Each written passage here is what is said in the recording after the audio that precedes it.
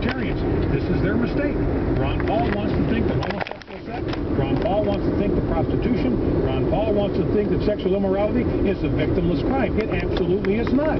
People are hurt by this. Diseases are transmitted by this. Yeah, and that's why you use protection. Michael Weinstein is saying, look, this is a danger to the community at large. It's not for lesbians. That we're not doing something to protect us. He goes on to say this: how many performers must become infected with HIV and other serious STDs before the industry will clean up its act and government will do the right thing? And that's why you have regular testing and mandatory condom use. STDs. We've got to get the government, which happens more in heterosexuals than in homos. Government involved to do the right thing and bring appropriate punishments and penalties to anybody who would have homosexual sex that's not protected. What about heterosexual sex? And what do you define as homosexual? My argument against the normalization of homosexuality is very simple. The enormous danger poses to human health. We've talked about this before. FDA, that's not a right-wing organization. Food and Drug Administration will now not allow anybody to donate blood, not allow a male to donate blood if he's had sex one single time with another male since 1977. They cannot play Russian roulette with the nation's blood supply. And this Derek Burns, this gay porn actor, he agrees with me about the dangers. It's very dangerous. That's a quote from him. It's very dangerous. It's very dangerous for anybody to have sex without consent. He's got these other sexually transmitted diseases.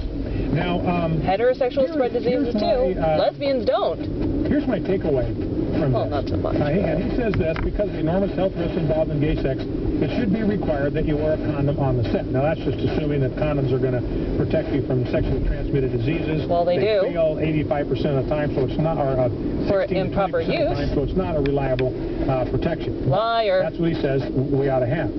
Liar. Now, this Free Speech Coalition, they're going to try to contact all the performers who had sex with him so they can notify them. They want to try to identify what they call first and second generation partners, by which they mean everyone who had sex with the person and all those who had sex with anyone who had sex with the infected person. This is because there's been a second normal, HIV which is appropriate. This is here of a porn actor, and they've had to shut down the porn industry for a second time. Bullshit. They not only want to try to find everybody that had sex with this most recent HIV victim, they want to try to find... Sorry, I'm just listening to bigotry on the radio while I'm driving. I wanted y'all to listen in. Basically, that guy's point was that homosexual sex, well, male homosexual sex ought to be outlawed. What the hell?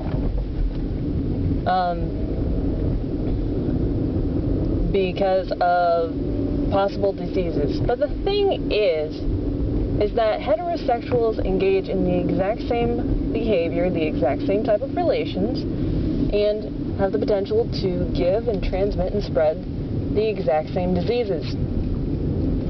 Shouldn't just be limited to the queer folk, because everybody has the potential of giving and receiving diseases. And that is why you use protection. That is why you talk to the person and you have clear, open, honest communication.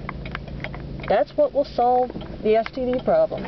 Clear, open, honest communication between consenting adults. What you just heard on the radio? Total BS. What you're hearing from me? Gospel truth, baby. Well, I can't really say that. But clear, open, honest communication and using protection will significantly reduce your chances of getting an STD or getting pregnant if you happen to be a heterosexual and engaging in potentially procreative heterosexual intercourse. Have a nice day, folks.